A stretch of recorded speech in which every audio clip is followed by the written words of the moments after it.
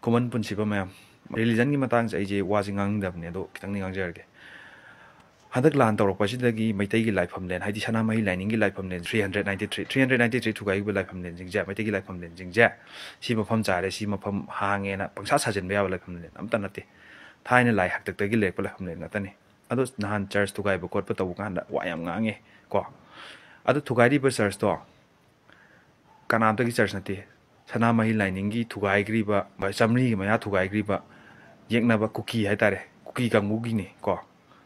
ado religion gi matang si ngang de do religion je kya maru oi khambra religion and tradition ja it's yam ti related oi rajani ko ngasi leiba kal liba koi aramai tingol tholai ba aramai tingol leiba kal li se sanama hi lining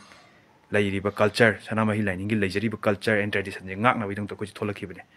tholaki ba koina ne ngasi leib chaung leiba ngai si thodang lori se religion and culture yam tin related oi rajani kana ko mo khara haipa sa ba nguna hai religion ga culture ga tongale no never religion ga culture ga tongande atopo gi tongal ba mai te gi tongande setli ba koina chumna gi phanek setli na phanek che mai te chapa mina ju setli christian chapa mina ju setli du hindu chapa mina ju setli na phanek si bau ne phanek ki langla lon ba se asi bau da related oi bane ko di religion ga thangai dana yam tina maru oi rajane aram bai tingol se sanama hi lining yak lau jaba yam nuksi jaba group ne